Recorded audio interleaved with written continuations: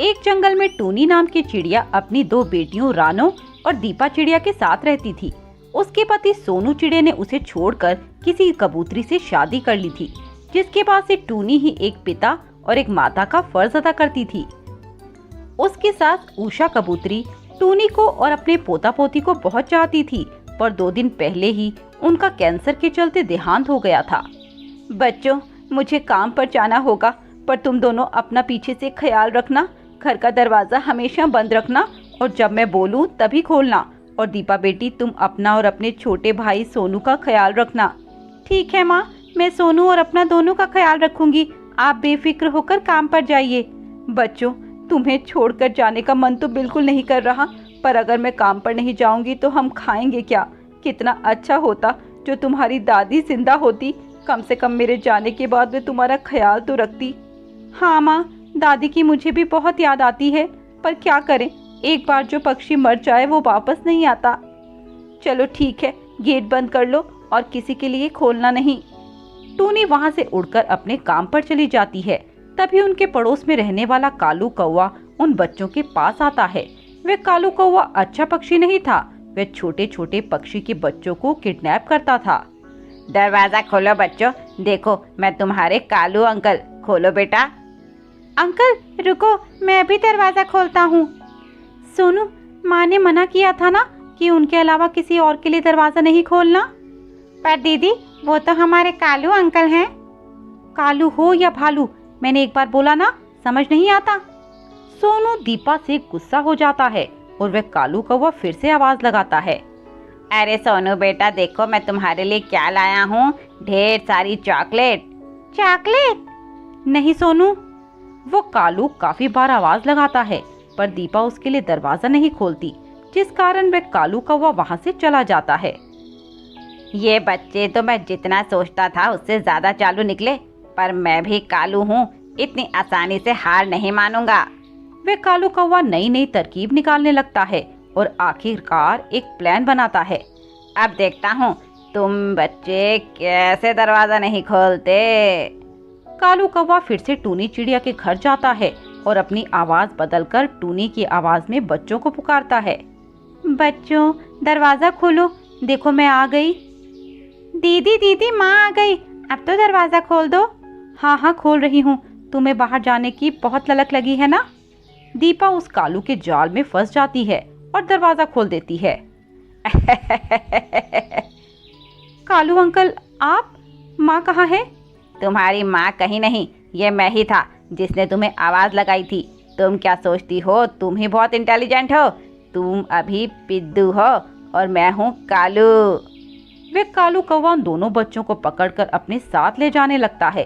तभी दीपा की दादी की तस्वीर दीवार से गिर जाती है और वे कालू कौवा उन दोनों बच्चों को वहां से पकड़कर ले जाता है। कालू अंकल, हमें छोड़ दो, हमने आपका क्या बिगाड़ा है? बच्चा, तुमने मेरा कुछ बिगाड़ा तो नहीं, पर मैं करूँ क्या, मैं अपने आदत से मजबूर हूँ। बच्चों, यही मेरा बिजनेस है और मैं अपने बिजनेस से दगाबाजी नहीं करता। सही नहीं कर रहे कालू अंकल। अब तू मुझे बताएगी कि सही कर रहा हूँ या नहीं। जा, आखिरी मौका देता हूँ, जिससे भी मदद के लिए बुलाना है बुला ले। मैं भी तो देखूं कौन तेरी मदद करता है।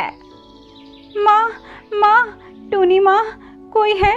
कोई तो हमारी मदद करो, ये कालू पक्षी हमें किडनैप कर रहा है।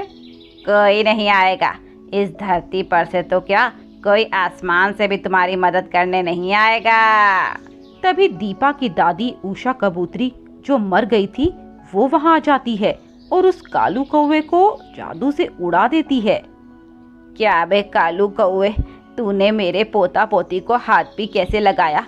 तू जानता नहीं कि इनकी दादी कौन है? उषा कबूतरी, तुम तो मर गई थी ना? हाँ, मैं मर गई थी, पर आज मैं उस आसमान से वापस आई हूँ अपने बच्चों को बचाने के लिए। जब तक इनकी दादी है तब तक कोई भी इनका बाल बांका नहीं कर सकता। कालू कौवा इसके बाद वहाँ दुम दबाकर भाग जाता है। दादी, आप वापस आ गई? हाँ मेरी बच्ची, मैं वापस आ गई और अब मैं हमेशा तुम्हारे साथ रहूंगी और तुम्हारी रक्षा करूंगी, पर तुम मेरे बारे में अपनी माँ को कुछ मत बताना। ठीक है दादी, हम माँ को कुछ नहीं बताएंगे। इसके बाद उनकी दादी उनका पूरा ख्याल रखती है। टूनी के जाने के बाद वह उनका पूरा ध्यान रखती थी, उनके लिए उनका मनपसंद खाना बनाती, उन्हें नहलाती और उनके साथ खेलती भी, उन्हें पार्क भी घुमाने ले जाती। ऐसे ही उनकी जिंदगी अच्छे से जा रही थी।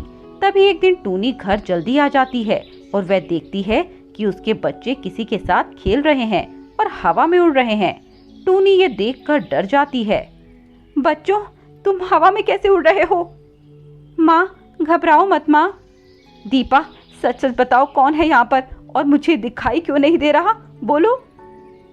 बच्चों, अब हमारी पोल खुल गई है। अब हम टूनी से झूठ नहीं बोल सकते, हमें उसे सच सच बताना होगा। पर बच्चों, ये सच बताने के बाद मुझे यहाँ से हमेशा के लिए जाना होगा। पर दादी। नहीं बच्चों, अब वैसे भी मेरे जाने का समय आ गया है। इसके बाद उषा अपने रूप में आ जाती है और टूनी को दिखाई देने लगती है। टूनी उसे देखकर चौंक जाती है। माँ जी, आप? हाँ बहू, ये मैं हूँ। मेरा एक काम अधूरा रह गया था, इसीलिए मैं वापस आई हूँ। पर आप मुझसे क्यों छिपती रही? मेरे सामने क्यों नहीं आई? बहू, क्योंकि मैं तुझे परेशान नहीं करना चाहती थी। पर बहू, अब मेरा समय पूरा हो गया है, मुझे जाना होगा। माँ जी। नहीं बहू, मैं कुछ ही समय के लिए यहाँ आई थी। एक बार जाते जाते अपने पोता पोती को देख लूँ। तुझे भी देख लिया, अब मुझे सुकून है। अब मैं सुकून से जा सकती हूँ। इसके बाद उषा कबूतरी वहाँ से चली जाती है, पर अपने पीछे अपनी जायदाद टूनी के नाम कर जाती है और उसे खूब सारे पैसे भी दे देती है, जिस पैसे से टूनी अपने बच्चों को अच्छे से पढ़ाती